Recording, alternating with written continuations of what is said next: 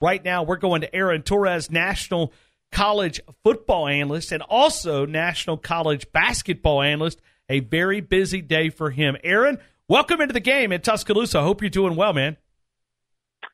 Very busy is an understatement, Ryan. I was telling a friend of mine, today's my dad's birthday. Still haven't called him yet. My girlfriend, about 11 a.m. Pacific time, accepted a new job, and it took me 3 hours to respond to her. Ryan, I don't know where you stand on the female situation. I don't know if you're married, kids, what your deal is.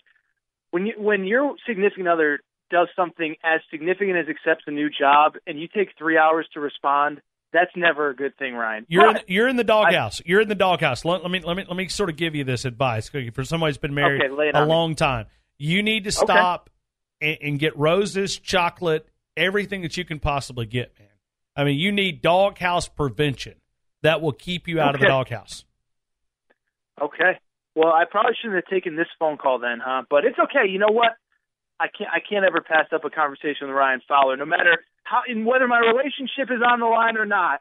I always have time for the game in Tuscaloosa. So thank you for having me, brother. Well, hey, there's proof here. We're recording this so you can show her that I was working. You're working, right? I mean, you're working. Aaron, listen.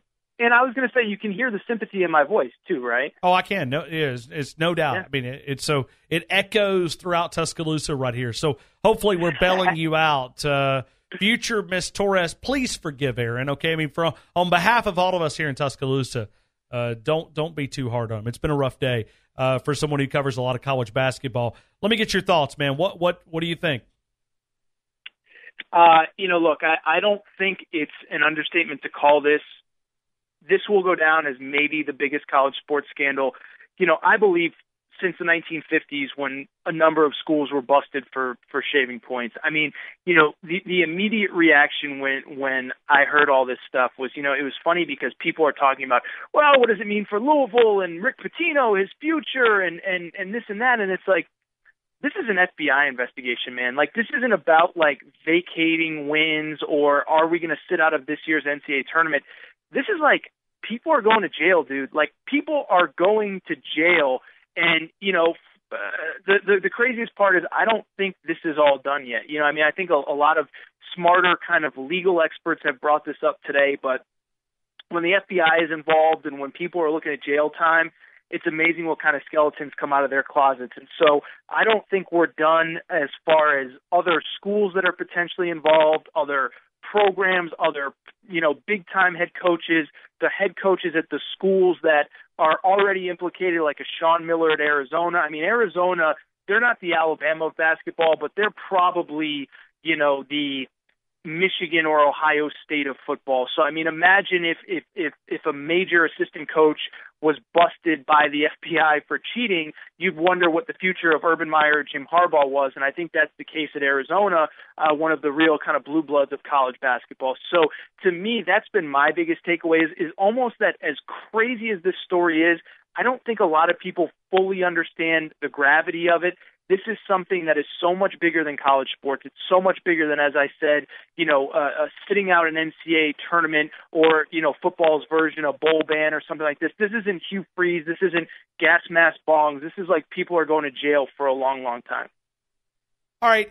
Let me ask you and help me identify, is this the FBI just trying to clean up some things, or do they sort of have their bullseye on the back of somebody's? It's a great question. As best I understand it, it was laid out in that press conference in that, most of these places, University of Arizona, Auburn, I believe, Louisville, these are public universities. And because they're public universities, federal, dollars are being spent, to basically prop up these universities. And so, of course, if a basketball coach from a public university is using money to essentially bribe athletes, whether it's to come to the school or whether it's to stay at the school or whatever the case may be, then that's where it becomes a federal investigation. Because that was my first thought too. Who are they? You don't really care about the third assistant at Arizona. Who are you really going after? But if you listen to the press conference this morning, it made a little more sense. I think this is a deal where the FBI, had no choice but to get involved. I don't know whether it was because of a tip or whatever, But when federal money from federal employees is changing hands in an illegal fashion, I guess in some way they have to be involved. So as best as I understand, that's why the FBI got involved in it. And really quick, Ryan, I thought it was pretty funny watching the press conference, because when the media actually had time to ask questions, it was so clear that the media even didn't fully understand the gravity of it. The first question was, what does the NCAA know about this, or has the NCAA been cooperating?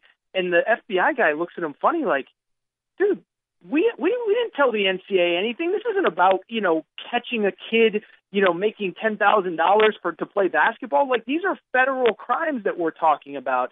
And so to me, I think that's an important, element of this as well, is that, the FBI doesn't care about cleaning up college basketball. They don't care about Rick Pitino breaking NCAA rules. This is about catching, criminals committing federal acts. We're talking to Aaron Torres, and Aaron, let me go to the NCAA, tie this together, though. But there could be some consequences from the NCAA because of the FBI investigation. Do you see that?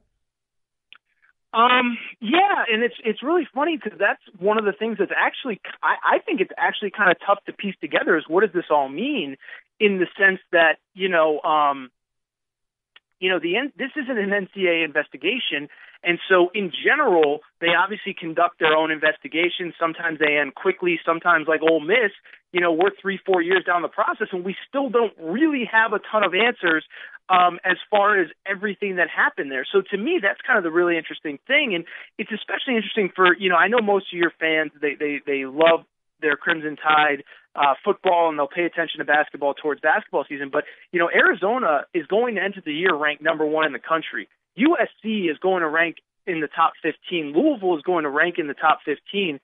And imagine a scenario where the NCAA basically says, look, the FBI did our work for us. It's very, the FBI doesn't screw up these kinds of investigations. You don't bring federal charges if you don't have all your ducks in a row. And so if the NCAA did basically just use the FBI's evidence as their own, I mean, it's not crazy to think of a scenario where, 2, 3, 4 teams get potentially hit with a tournament ban before the season even starts. And again, to use the analogy I used earlier, I mean, imagine a scenario where we enter a college football season where a Florida State and Ohio State and Colorado or something, or a Tennessee enter the season, and they've been told already that they can't play for the college football playoff.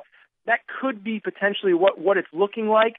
Obviously, NCAA violations were committed. I just think it's pretty unprecedented as far as them, how are they going to handle this? Because again, they generally conduct their own investigations. When you're dealing with the FBI, I don't know that you really have to, but I'll be curious to see how they handle things from here. Aaron, let me ask you about the Auburn's role in this. What do you understand? It's pretty. It's bad, man. I think it's way too early to say that anyone other than the one assistant, Chuck Person, knew. But for people who didn't, have time to read the affidavit, I know a lot of your audience is hardworking, doesn't have time like us bum sports writers to sit around and read, documents online for hours here. But basically, Chuck Person took a ton of money from a sports agent.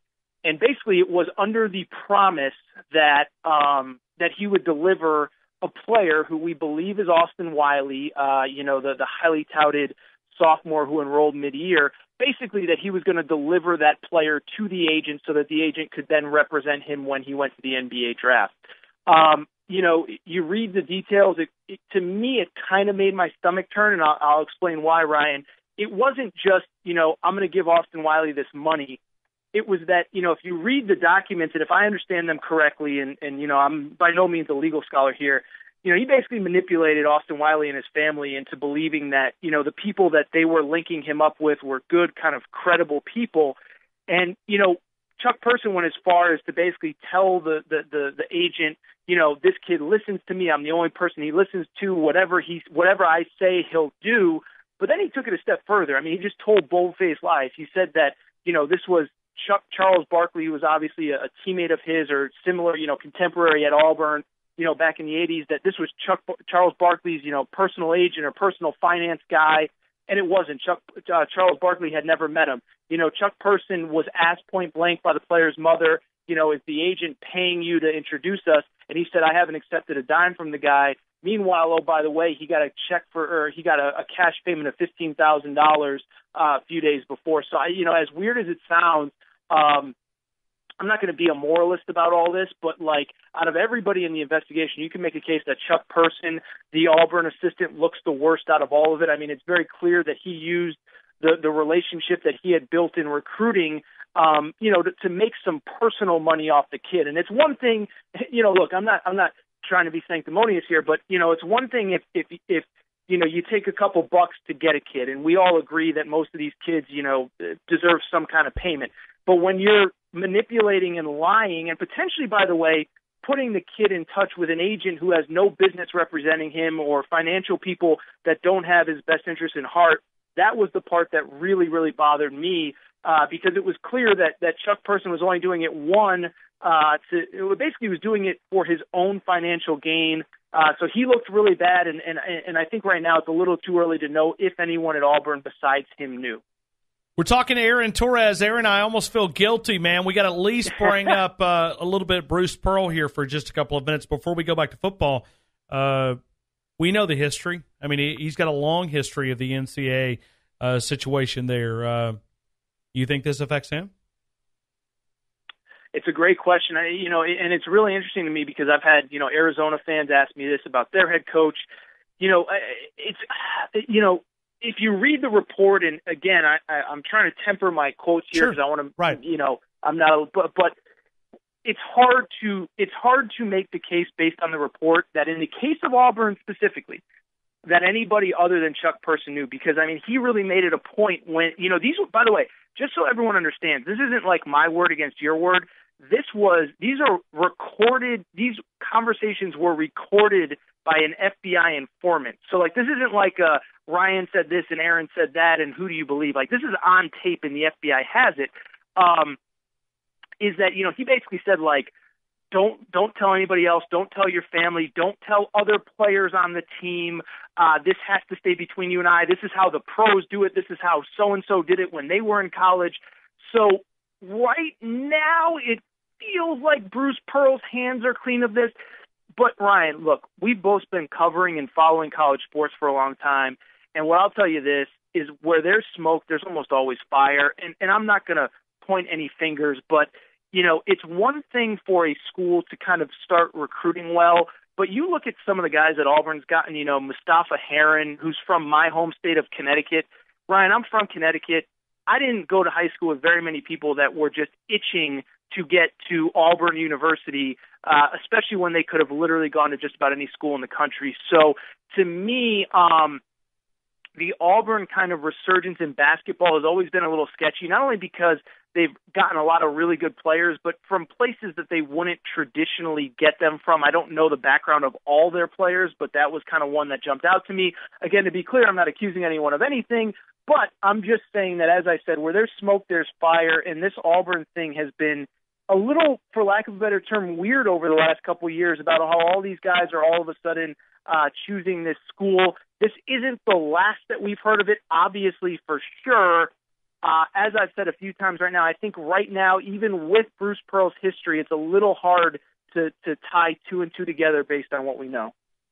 Aaron, I've got about 1 minute, man. I'd love to get your thoughts on Alabama's complete annihilation of the Vanderbilt Commodores. Ryan, I wish we had more time to talk about this. I think you can make a case it was one of the most dominant wins of the Nick Saban era. And the stat that I threw out that I love, because I'm a stat nerd, is that Vanderbilt came into the country with the number one total defense, and after giving up 677 yards, they now rank 31st in the country in total defense after ranking first a week before. It wasn't just the final score. Alabama physically dominated. They kicked the butts of just a very, very good team. I was the guy that came on this show last week and said Alabama shouldn't be ranked number one in the country.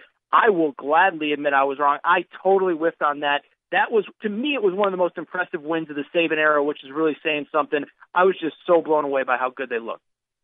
Aaron Torres, man, anytime that we can get you on, and I'm sorry we didn't talk a lot of football, man, but you're a expert in a field that we know a little bit about, but not a lot. That's that's why we got you on, man. I mean, you understand this business, and I appreciate you loaning us your expertise to help us better understand exactly what went down. But hey, in Tuscaloosa, man, you mentioned Auburn scandal, and we've done a show today where we have had people call in and tell us your favorite Auburn scandal. So now we better understand that so we can discuss this among our enemies, rivals. Now, since you've given them material. I got Bama fans texting and tweeting me that guy's awesome. So you've made a lot of Alabama fans happy here in Tuscaloosa. I appreciate you, Aaron. Just speak the truth, Ryan. But I appreciate it, brother. We'll do it again soon. Okay.